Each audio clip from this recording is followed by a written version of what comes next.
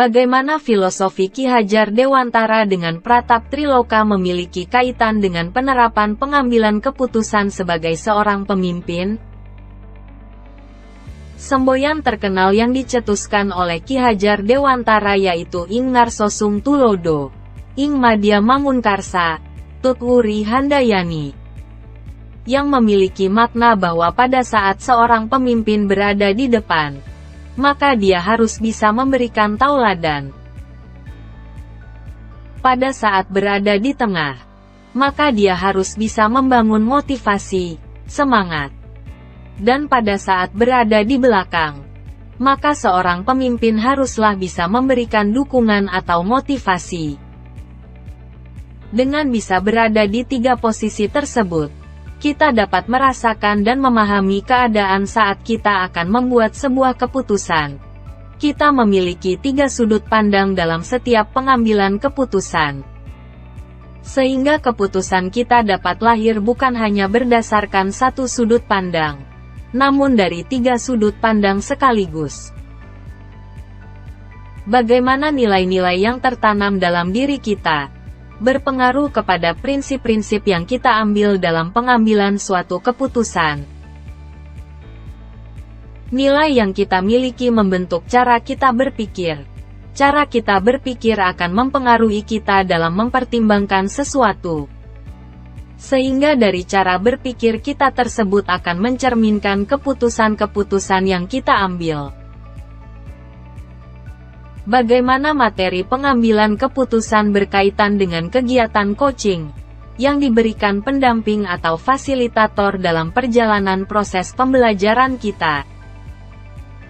Apakah pengambilan keputusan tersebut telah efektif? Masihkah ada pertanyaan-pertanyaan dalam diri kita atas pengambilan keputusan tersebut? Hal-hal ini tentunya bisa dibantu oleh sesi coaching yang telah dibahas pada modul sebelumnya. Pada kegiatan coaching, kita sebagai coachee akan distimulus untuk mengeluarkan semua potensi yang kita miliki untuk menyelesaikan masalah, dan kaitannya coaching dan pengambilan keputusan diantaranya.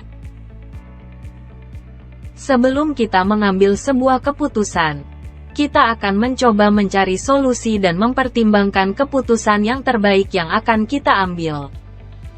Kemudian kita akan memperoleh rasa lega setelah berhasil menyelesaikan sebuah pengambilan keputusan dari hasil pemikiran yang telah dibuat.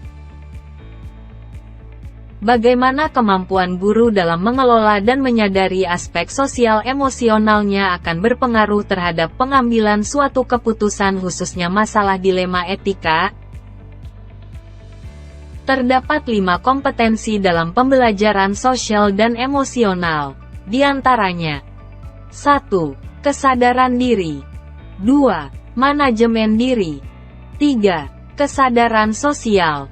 4. Keterampilan berelasi. 5. Pengambilan keputusan yang bertanggung jawab.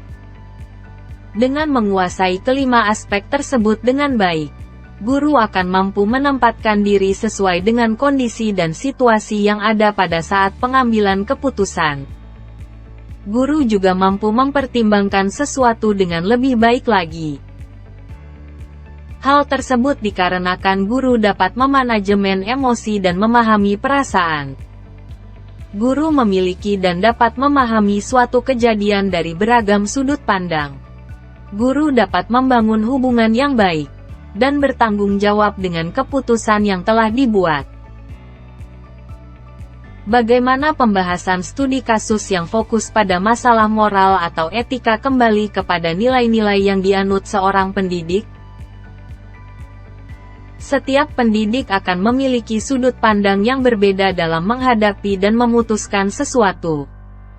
Namun dalam setiap pengambilan keputusan sebaiknya seorang pendidik dapat berpatokan dengan 9 langkah pengambilan keputusan dan pengujian, guna menajamkan kemampuan dalam pengambilan sebuah keputusan. Bagaimana pengambilan keputusan yang tepat?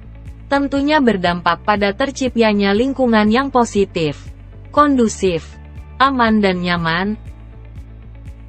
Pada saat seorang pengambil keputusan mampu membuat sebuah keputusan yang tepat dan terukur, hal tersebut tentu saja akan dapat menyelesaikan sebuah permasalahan dengan baik, tanpa adanya gesekan dengan berbagai hal lain. Dengan demikian tentu saja akan menciptakan situasi yang kondusif dan mempertahankan relasi menjadi semakin baik.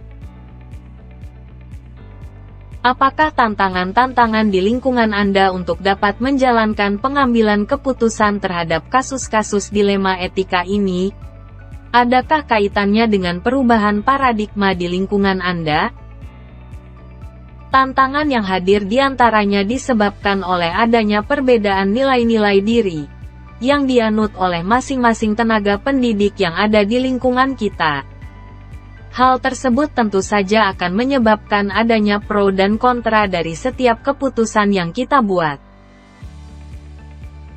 Apakah pengaruh pengambilan keputusan yang kita ambil ini dengan pengajaran yang memerdekakan murid-murid kita?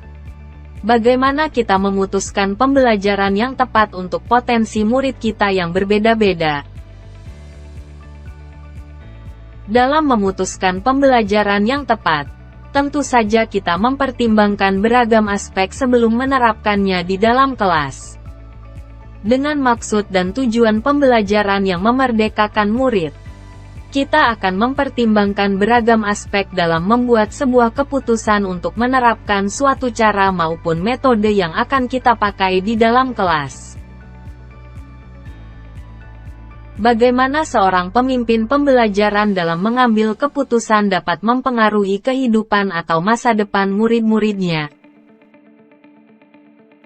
Setiap keputusan yang diambil oleh seorang pemimpin pembelajaran akan berdampak domino kepada murid, baik dalam konteks positif maupun dalam konteks negatif. Salah satu contohnya, saat kita memilih untuk tidak memberi sanksi kepada siswa yang ketahuan mencuri di kelas. Di satu sisi mungkin murid tersebut akan merasakan kelembutan hati kita, sehingga dia sadar dan tidak akan mengulanginya di kemudian hari. Namun di sisi lainnya bisa saja murid tersebut merasa, tindakan yang dilakukan selalu bisa dimaafkan, dan konsekuensinya ringan, sehingga dia berpikir bisa-bisa saja untuk mengulangi perbuatannya tersebut. Apakah kesimpulan akhir yang dapat Anda tarik dari pembelajaran modul materi ini dan keterkaitannya dengan modul-modul sebelumnya? Untuk dapat membuat keputusan yang tepat, kita harus mampu berada di posisi yang baik maupun buruk. Kita harus mampu melihat suatu permasalahan dari beragam sudut pandang. Kita juga harus mampu memahami situasi dan kondisi yang ada, dan dapat mengendalikan emosi sehingga keputusan yang kita buat murni dari hasil pemikiran atas beragam pertimbangan yang ada. Sejauh mana pemahaman Anda tentang konsep-konsep yang telah Anda pelajari di modul ini, yaitu dilema etika dan bujukan moral, 4 paradigma pengambilan keputusan, 3 prinsip pengambilan, dan 9 langkah pengambilan dan pengujian keputusan. Adakah hal-hal yang menurut Anda di luar dugaan? Saya dapat memahami dengan baik inti dari materi pada modul ini. Nilai diri, kematangan emosi, serta pengetahuan yang luas, yang akan membantu seseorang untuk mampu menerapkan konsep-konsep yang tertuang dalam modul ini. Sebelum mempelajari modul ini, pernahkah Anda menerapkan pengambilan keputusan sebagai pemimpin dalam situasi moral dilema? Bila mana pernah? Apa bedanya dengan apa yang Anda pelajari di modul ini? Sudah pernah. Dapat diterapkan dengan baik sesuai dengan apa yang tertuang di dalam modul. Hanya saja pada saat itu, saya belum memahami konsep-konsep yang ada dalam modul ini. Sehingga dalam pengambilan keputusan saya memanfaatkan nilai diri, kematangan emosi, serta pengetahuan yang luas yang saya miliki untuk mengambil keputusan. Bagaimana dampak mempelajari konsep ini buat Anda? Perubahan apa yang terjadi pada cara Anda dalam mengambil keputusan sebelum dan sesudah mengikuti pembelajaran modul ini? Konsep-konsep dalam modul ini berdampak sangat baik bagi saya. Itu dikarenakan saya lebih dapat memahami bentuk-bentuk persoalan, paradigma yang tepat untuk diterapkan, prinsip yang dapat saya gunakan, dan langkah-langkah pengambilan keputusan yang sudah tersusun dengan baik dapat memudahkan saya dalam mengambil sebuah keputusan. Seberapa penting mempelajari topik modul ini bagi Anda sebagai seorang individu dan Anda sebagai seorang pemimpin? Menurut saya topik modul ini sangat baik dan bermanfaat. Bukan hanya sebagai seorang pemimpin di sekolah, namun sebagai seorang individu. Karena dalam keseharian, kita akan selalu dihadapkan dengan beragam dilema yang ada, yang menuntut kita untuk membuat sebuah keputusan yang tepat. Dengan memahami isi modul ini, harapannya saya dapat menjadi orang yang mampu mengambil keputusan yang baik dan tepat dalam setiap permasalahan maupun dilema yang saya hadapi. Amin.